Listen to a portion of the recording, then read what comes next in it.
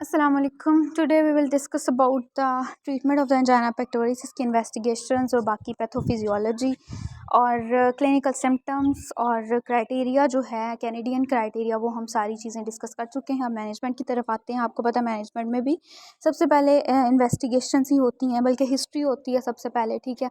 और फिर हमारे पास इन्वेस्टिगेशंस फिजिकल एग्जामिनेशन आता है, जो कि मैं आपको पिछली वीडियो में पॉइंट्स बता चुकी हूँ कि फिजिकल एग्जामिनेशन पे आपने क्या क्या देखना है। मरमर को देखना है, एनीमिया के सिम्टम्स को, साइन और सिम्टम्स को देखना है, थायरोटॉक्सिकोसिस को आपने देखना है, और इसके अलावा बाकी वेंट्रिकुलर डिस्फंक्शन आपने देखना है, कोई गैलप रिदम तो नहीं है, ठीक है। ये सारी फिजिकल एग्जामिनेशन करोगे। हिस्ट्री पे भी आप पूछ लोगे कि कब आते हैं सिम्टम्स, कैसे रिलीफ होते हैं और ड्यूरेशन कितनी होती है और पहले कितनी एपिसोड्स हुई हैं इसकी और प्रिडिक्टेबल उसकी एक्टिविटी क्या है। ये सारी बातें आप उसको पहले हिस्ट्री लोगे, फिजिकल एग्जामिनेशन करोगे, फिर आप इन्वेस्टिगेशंस करोगे जिसमें हमने वो स्ट्रेस टेस्टिंग वगैरह पढ़ ली, ठीक है। और मतलब रेस्ट पर ईसीजी हम वो भी कर लेते हैं और बाकी हम कोरोनरी आर्टरी एंजियोग्राफी कर रहे होते हैं। और उसके बाद मैनेजमेंट पे आ जाते हैं फाइनली कि सबसे पहले मैनेजमेंट तो हम कैसे करते हैं कि हम चाहते हैं कि ये पर्सन ठीक हो जाए। अगर तो इसके रिस्क फैक्टर्स को ख़त्म कर दिया जाए। जैसे हमें पता है जाना के रिस्क फैक्टर्स में, क्योंकि कोरोनरी आर्टरी एथेरोस्क्लेरोसिस हो रही है, तो बेसिकली एथेरोस्क्लेरोसिस के रिस्क फैक्टर्स क्या होते हैं आप ये देखें, जिसमें सबसे पहले हमारे पास क्या आता है, स्मोकिंग सीजेशन आ जाती है कि उसको कहना है कि भाई स्मोकिंग नहीं करनी, ठीक है। और अगर ओबीस है पेशेंट जिसकी वजह से एथेरोस्क्लेरोसिस आपको पता है हो जाती है, तो वेट की रिडक्शन करनी है, उसको कहना है रेगुलर वो एक्सरसाइज करे, उसे कहना है कि वो डाइट ऐसी ले जिसमें सेचुरेटेड फैट्स ना हो बल्कि अनसेचुरेटेड फैट्स हो सकते हैं, ठीक है। या फिर गुड कोलेस्ट्रॉल ले सकता है, वो बैड कोलेस्ट्रॉल नहीं ले सकता, ठीक है। या फिर कोलेस्ट्रॉल की ओवरऑल इनटेक जो है वो less than 200 mg per day से कम कर दे और सॉल्ट्स की इनटेक वगैरह कम कर दे और अपने बीपी को कंट्रोल में रखे। हाइपरलाइपिडेमिया को ट्रीट करने के लिए वो क्या करे कि वो कोलेस्ट्रॉल की इनटेक कम कर दे, या फिर स्टैटिन्स का आपको अच्छी तरह से पता है कि वो स्टैटिन्स लेना शुरू कर दे, जो कि आपको पता है क्या होता है, HMG कोई रिडक्टेज इनहिबिटर्स होते हैं जिसमें एट्रोवास्टेटिन, सिम्वास्टेटिन, ये सारे ड्रग्स आ जाते हैं। उसके बाद जी आते हैं ड्रग्स की तरफ, जिसमें एंटी प्लेटिलेट थेरेपी, ठीक है। ये तो पहले लाइफस्टाइल मॉडिफिकेशंस कर दिए, अब हम फार्माकोलॉजिकल ट्रीटमेंट की तरफ चलते हैं, फिर हम सर्जिकल ट्रीटमेंट के बारे में भी बात कर लेंगे। तो फार्माकोलॉजिकल ट्रीटमेंट में अगर देखा जाए तो कौन सी चीज़ें आ जाती हैं फार्माकोलॉजिकल ट्रीटमेंट में, हम उसको पहले तो क्योंकि एथेरोस्क्लेरोसिस हुई है, ठीक है, प्लैक बना हुआ, हमने उसको ख़त्म करना है क्योंकि वहाँ पर प्लेटलेट्स वगैरह भी आकर जमा हो जाते हैं, तो हमने उसको ख़त्म करना है। एंटी प्लेटलेट थेरेपी दे देनी है उस पर्सन को, जिसमें हम लोगों ने एस्पिरिन देना होता है, क्लोपिडोग्रेल देना होता है पर्सन को। एस्पिरिन 75 mg डेली ही देते हैं हम लोग, और क्लोपिडोग्रेल भी इक्वली इफेक्टिव है एज एस्पिरिन, और ये भी 75 mg ही देते हैं। और ये ख़ासतौर पर उन पेशेंट्स पे देते हैं जो एस्पिरिन को टॉलरेट ना कर पाएँ। Next comes the anti anginal therapy. Anti anginal therapy में हमारे पास आ जाता है जी नाइट्रेट्स देते हैं हम लोग, ठीक है। नाइट्रेट्स में कौन कौन से ड्रग्स होते हैं, ग्लिसराइल ट्राई नाइट्रेट होता है, ठीक है। अच्छा, अब इसके मैकेनिज्म ऑफ एक्शन को आपने समझना है कि ये ना, वैसे हम फार्माकोलॉजी नहीं पढ़ रहे, लेकिन एटलीस्ट फाइनल ईयर MBBS में आपको इतना तो पता होना चाहिए कि हम इसमें कौन सी क्लास का ड्रग दे रहे हैं, उस क्लास में कौन कौन से ड्रग्स आते हैं, और थोड़ा बहुत मैकेनिज्म कि आखिर दे क्यों रहे हैं यहाँ पर, ठीक है। तो नाइट्रेट्स जो होते हैं ना, ये वीनस और आर्टेरियोलर डायलिटेशन दोनों कर देते हैं। मेरे ख्याल से प्रीवियस वीडियो में मैं प्री लोड और आफ्टर लोड का कॉन्सेप्ट बता चुकी हूँ, और अगर नहीं बताया तो मैं थोड़ा सा बता देती हूँ कि प्री लोड क्या आफ्टर लोड क्या होता है। आपको पता है जब हार्ट ने ब्लड को पंप करना होता है, तो जैसे लेफ्ट वेंट्रिकल ने एओर्टा में ब्लड पंप करना होता है, तो वो एओर्टा का वो प्रेशर जिसके अगेंस्ट हार्ट ने ब्लड को पंप करना होता है, ठीक है, वो आफ्टर लोड होता है। यानी वो प्रेशर जो कि हार्ट को चाहिए कि वो ब्लड को इजेक्ट कर सके ड्यूरिंग वेंट्रिकुलर कॉन्ट्रैक्शन, वो आफ्टर लोड होता है। प्री लोड हमारे पास क्या होता है, प्री लोड जो होता है उसमें ये है कि जब वेंट्रिकल्स की फिलिंग हो रही होती है ना, ठीक है, वेंट्रिकल्स की फिलिंग हो रही होती है, उस टाइम पर स्ट्रेच कितना है मायोकार्डियम के अंदर, या आप यूँ भी कह सकते हो कि सिस्टली स्टार्ट होने से पहले, ठीक है, वेंट्रिकल्स के अंदर कितना वॉल्यूम है, ठीक है। प्री लोड क्या है, प्री लोड में ये है कि सिस्टली स्टार्ट होने से पहले वेंट्रिकल्स में कितना ब्लड है, या फिर उस टाइम पर ड्यूरिंग फिलिंग या ड्यूरिंग डायस्टली मायोकार्डियम कितनी स्ट्रेच हुई है, कितना ब्लड है, उसके डिपेंडेंट स्ट्रेचिंग होगी ना उसकी। तो आप खुद सोचें कि जो आपका प्री लोड है, ठीक है, वो कहीं न कहीं वेन्स पर डिपेंड कर रहा होता है, क्योंकि ब्लड जब आ रहा होता है हार्ट के अंदर तो वो वेन से आ रहा होता है ना, superior vena cava, inferior vena cava के अंदर। तो अगर वेनस डायलिटेशन को कम कर दिया जाए तो प्रीलोड कम हो जाएगा, क्योंकि कम ब्लड आएगा। जब वेन्स डायलेट होंगी ब्लड कम आएगा, डायलिटेशन कम होगी, प्रीलोड कम हो जाएगा। और जब ब्लड ने लेफ़्ट वेंट्रिकल से एओर्टा में जाना होता है तो तब क्या होता है, तब हमारे पास क्या हो रहा होता है, उस टाइम पर ब्लड ने जो लेफ़्ट वेंट्रिकल है उसने पंप करना होता है अगेंस्ट द प्रेशर। जिस प्रेशर के अगेंस्ट उसने पंप करना होता है वो उसको हम आफ्टर लोड कहते हैं। और वो प्रेशर बेसिकली एओर्टा के अंदर का ही प्रेशर होता है, क्योंकि उसने एओर्टा के अंदर ही पंप करना होता है। तो उससे थोड़ा सा ज़्यादा प्रेशर लेफ़्ट वेंट्रिकल को चाहिए ताकि वो ब्लड को पंप कर दे। तो आप खुद सोचिए कि अगर हम आर्टीरियोलर डायलिटेशन कर दें, तो अगर आप खुद सोचें कि अगर इस एओर्टा के अंदर जो है वो हमारे पास क्या हो जाए, एओर्टा के अंदर प्रेशर कम कर दिया जाए, जो कि एक आर्टरी ही है, ठीक है, नो डाउट लार्जेस्ट वेसल है ऑफ द बॉडी है। इस एओर्टा के अंदर प्रेशर को कम कर दिया जाए तो फिर हार्ट को भी कम फोर्स लगानी पड़ेगी इसके अंदर ब्लड को पंप करने के लिए। तो इस तरह से आफ्टर लोड भी कम हो जाएगा। तो नाइट्रेट्स जो होते हैं ये वेनस डायलिटेशन भी कराते हैं और आर्टीरियोलर डायलिटेशन भी कराते हैं, ठीक है, जिसकी वजह से हमारे पास क्या होता है, प्री लोड आफ्टर लोड दोनों कम हो जाते हैं। ये हम ऑरली भी दे सकते हैं, ये हम सबलिंगुअली भी दे सकते हैं, ट्रांसडर्मली भी दे सकते हैं, आईवी भी दे सकते हैं पेशेंट को, ठीक है। बाकी इसके साइड इफ़ेक्ट्स में बड़ी इंपॉर्टेंट बात है हेडेक, इसकी भी पीछे कहानी है, लेकिन अगेन वही बात, बस इतना याद रखने काफ़ी है। ऑर्थोस्टैटिक हाइपोटेंशन भी इसकी वजह से हो जाती है। After that comes the beta blockers. अब आपको ये भी पता होना चाहिए कि जो बीटा ब्लॉकर्स होते हैं ना उसमें भी दो टाइप्स आ जाती हैं। एक आपको पता है बीटा 1 होते हैं रिसेप्टर्स, और एक कौन से होते हैं, बीटा 2 रिसेप्टर्स होते हैं। जो बीटा 1 रिसेप्टर्स होते हैं ना वो तो हार्ट के अंदर ही प्रेजेंट होते हैं, ठीक है। और जो बीटा 2 रिसेप्टर्स होते हैं वो मेनली वेजोडाइलेशन वगैरह करा रहे होते हैं। तो आपने सिलेक्टिवली क्या करना है, ये जो आपका बीटा 1 रिसेप्टर जो है इसमें आपने ख़ास तौर पर कार्डियो सिलेक्टिव बीटा ब्लॉकर्स देने होते हैं। कार्डियो सिलेक्टिव आपने इसलिए देने होते हैं ताकि अगर आप बीटा 1 को ब्लॉक करोगे तो हार्ट रेट या हार्ट की कॉन्ट्रैक्टिलिटी कम हो जाएगी, हार्ट के ऊपर लोड कम होगा, मायोकार्डियम की ऑक्सीजन की डिमांड कम होगी और एंजाइना के सिम्टम्स भी कम हो जाएंगे। लेकिन अगर आप बीटा 2 को भी ब्लॉक कर देते हो जो कि वेजोडाइलेटेशन करा रहा होता है तो अब वेजो कंस्ट्रिक्शन हो जाएगी, जिसकी वजह से मजीद हाँ बीपी ज़्यादा होगा, ठीक है, हार्ट लोड ज़्यादा होगा। तो ये वाले सारे सिम्टम्स अनवांटेड हैं। तो आपको नाम भी पता होना चाहिए कि इसमें आप कौन सा एंजाइना में बीटा ब्लॉकर दे रहे होते, मेटोप्रोलोल दे रहे होते, प्रोप्रानोलोल को इतना प्रेफर नहीं कर रहे होते।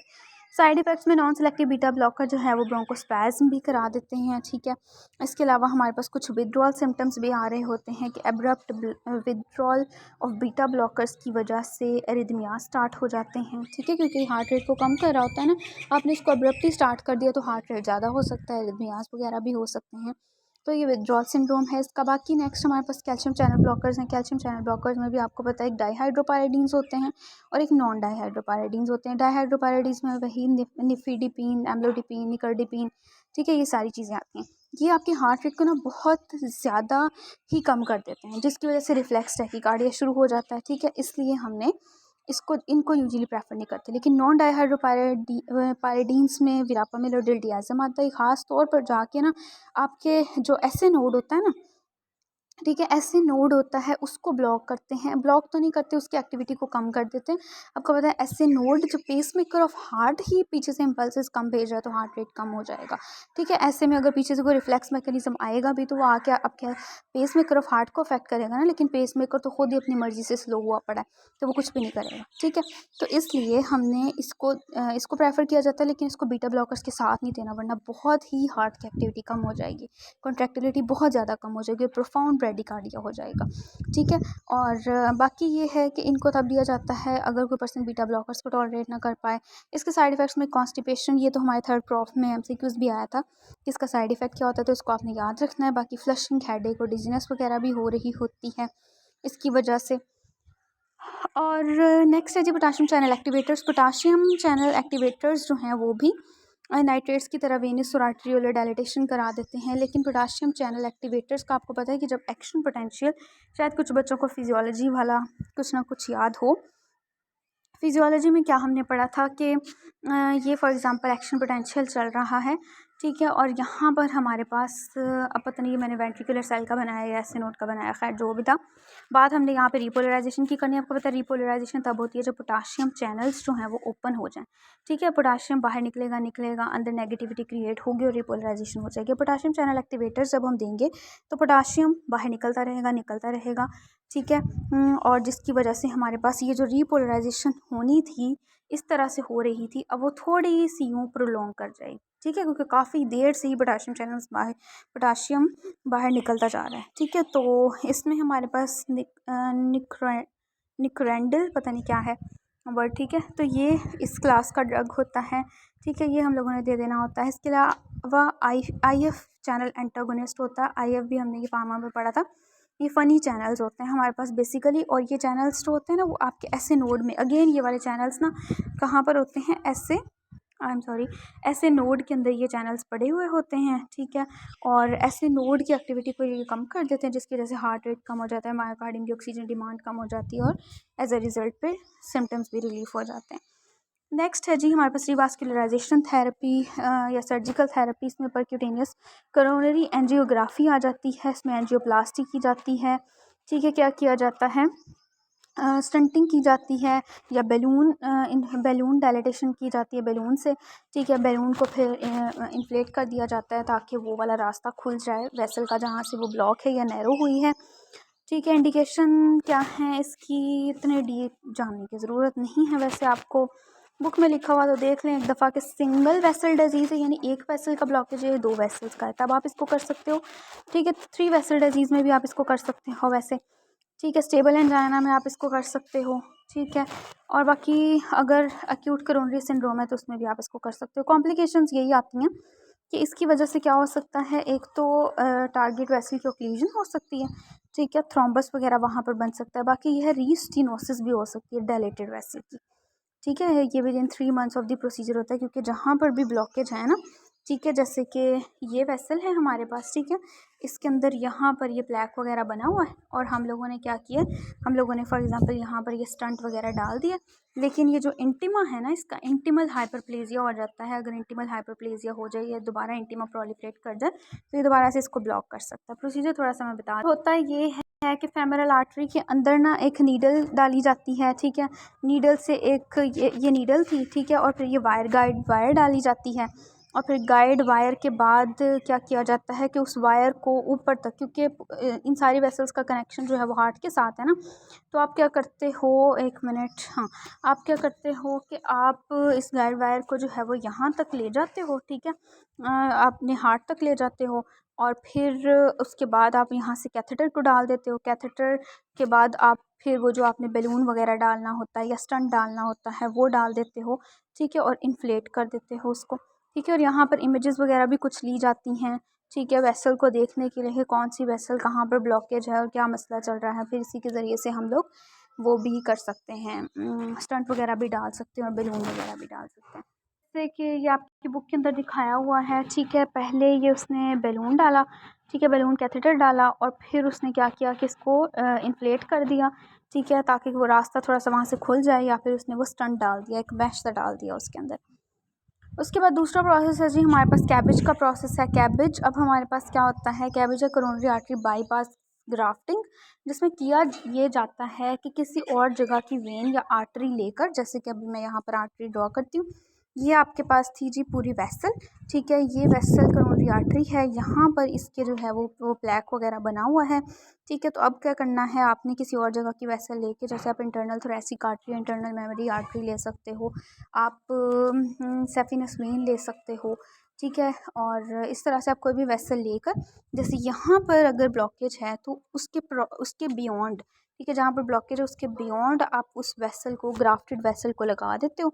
जैसे इन्होंने सेफिनस वेन दिखाया, फॉर एग्जांपल अगर यहाँ पर ब्लॉकेज है तो उसके बियॉन्ड सेफिनस वेन का एक पीस लगाया और एक एओर्टा के साथ कनेक्ट कर दिया। इसी तरह इंटरनल मेमोरी आर्टरी में क्या किया, अगर यहाँ पर ब्लॉकेज है, ठीक है, ये येलो येलो सी ब्लॉकेज है, और फिर उसके आगे आपने बियॉन्ड आपने internal memory artery bypass graft लगाया, उसको भी एओर्टा के किसी वेसल के साथ कनेक्ट कर दिया। तो आप इस तरह से करोनरी आर्टरी बाईपास ग्राफ्टिंग कर सकते हो।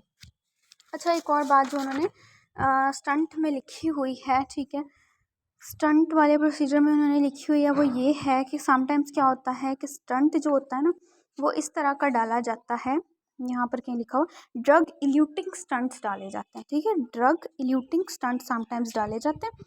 और वो स्टंट्स जो हैं वो क्या करते हैं कि मतलब ड्रग वहाँ से ड्रग थोड़ा थोड़ा करके रिलीज़ होता रहता है, वो इंटीमल हाइपरप्लेजिया नहीं होने देता, वो एंटी प्रोलिफरेटिव ड्रग्स होते हैं जैसे कि सिरोलिमस, ठीक है, या फिर पैक्लीटेक्सेल, नाम याद रखने की इतनी ज़रूरत नहीं है, ठीक है। वो मैश की कोटिंग से इल्यूट होते रहते हैं और फिर नई जो वहाँ पर इंटिमा है उसको नहीं बनने देते और स्टंट की रीस्टिनोसिस नहीं होने देते। ख़ास तौर पर यून पेशेंट्स में ड्रग इल्यूटिंग स्टंट्स लगाए जाते हैं जिनको डायबिटीज़ वगैरह हो, ठीक है। सो बाकी आपने देख लेना है खुद ही।